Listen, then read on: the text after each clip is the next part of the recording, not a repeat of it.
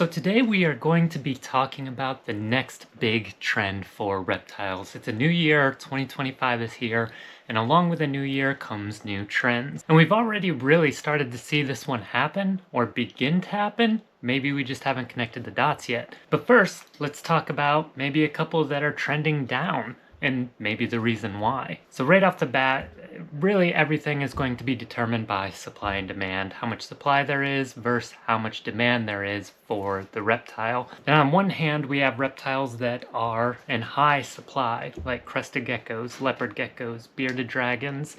For snakes, we have ball pythons, and I feel like hognose snakes are really getting up there as well, where the demand does not meet the supply and therefore the supply is a bit oversaturated. Now, this doesn't necessarily mean that the market's going to crash on these specific reptiles. It just means that there's no real room for growth and opportunity because there's more supply than there is demand. So really, over the next year, we're not going to really see a market crash, but we're not going to really see any growth. I think for the most part, the market with cresteds, beardeds, leopards, it's really going to remain stagnant, which isn't necessarily a bad thing. I just don't foresee it growing past the point that it is already grown. I mean, I really attribute this still back to COVID, because when you think about it, a lot of pets were purchased at this point, number one. Not only reptiles, but dogs, cats, COVID pets. Not to mention, this is a hobby that you could do at home. You can own a reptile at home. You didn't need to leave your house. And it wasn't just in the pet trade. It was really everything. There's a lot of hobbies that you could do at home. It was collectibles,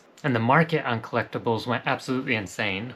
All that to say that there was this big spike in popularity, and at some point it needs to correct and come back down to where it should be. And I do believe we are still seeing lingering effects of that. But with that being said, it's already hit that high point. It's coming down and correcting itself over the past couple of years, so I don't foresee that jumping back up anytime soon. Now, of course, there will always be, maybe a new morph comes out, people get excited. But in general, I don't think we're going to have a huge growth rate of people buying up crested geckos from half a year from now as opposed to today. However, with that said, I do believe there are a specific species of reptiles that will be growing over the next year significantly that currently has a fairly low supply, and I believe the demand is just going to keep growing. And it's not a specific species, but rather a type of lizard. If we look back to about maybe the past 2 years, emerald tree skinks have absolutely skyrocketed. That might be attributed to another YouTuber who has a big following who really recommends emerald tree skinks, and as they should. Emerald tree skinks are absolutely amazing. Not to mention, for our emerald tree skink trio, we had nearly a 2-year wait list. 2-year wait list on our babies. So every baby that we have from now for the next 2 years is already spoken for. It's crazy. But we're not just specifically talking about emerald tree skinks, we're talking about skinks in general. But I do think that the emeralds set this into motion a little bit, because now that people own emerald tree skinks or are looking at emerald tree skinks, one of two things are going to happen. Number one, they're going to get the emerald tree skinks, they're going to know and feel how amazing they are, and they're going to explore new skinks that they might not have in the past. And then you're going to have another subset of people who want emerald tree skinks and can't get them, so they're going to look at the next best thing. And when I say next best thing, that's always subjective, right? Because when we talk about skinks, as you guys know, Schneider skinks are my go-to. They're absolutely my favorite, and that's going to be the number one skink that I recommend.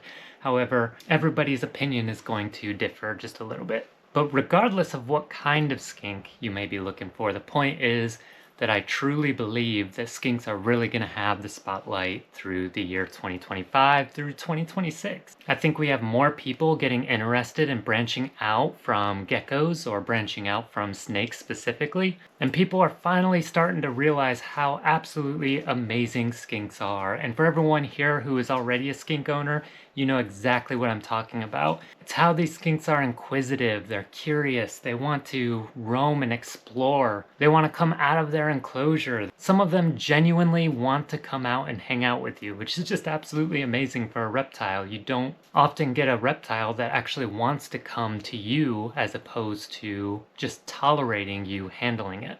And we could go over 100 different examples. We could go through Schneider skinks, Kenyan zebra skinks, emerald tree skinks, fire skinks, Gidgee skinks.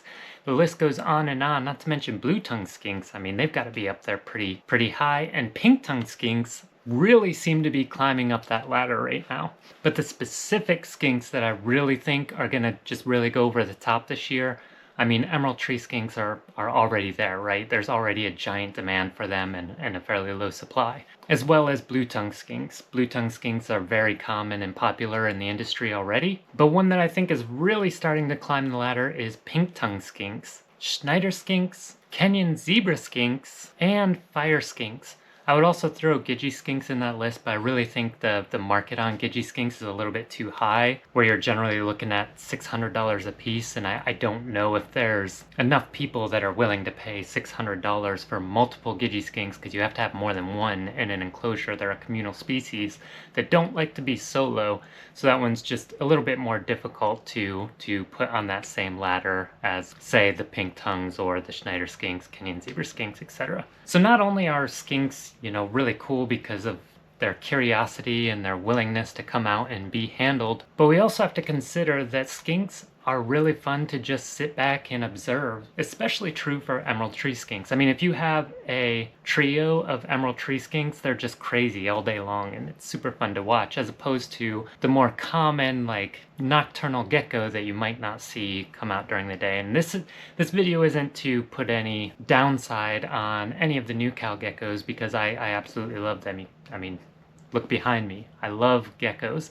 All I'm trying to say is that if you are looking for something that you can observe during the day and watch, then skinks really are the answer. And you also have a variety of skinks that require different care that can fit your specific lifestyle as well, or maybe a specific room availability in your house. You have, let's say, emeralds who are arboreal and require a vertical enclosure as well as width, as opposed to a Schneider skink that requires a terrestrial that doesn't have nearly as much height. You have the fire skink that's going to be a more humid, soil-based enclosure, or a Peter's banded skink, which is going to be a more arid, sandy enclosure. Or if you want to split that right down the middle, you can go with Kenyan zebra skinks, who require a dry side and a humid side. The list really goes on, but the variety is astounding, and you can really find what works best for you. There's so many skinks out there that can just make the absolute perfect pet. So 2025,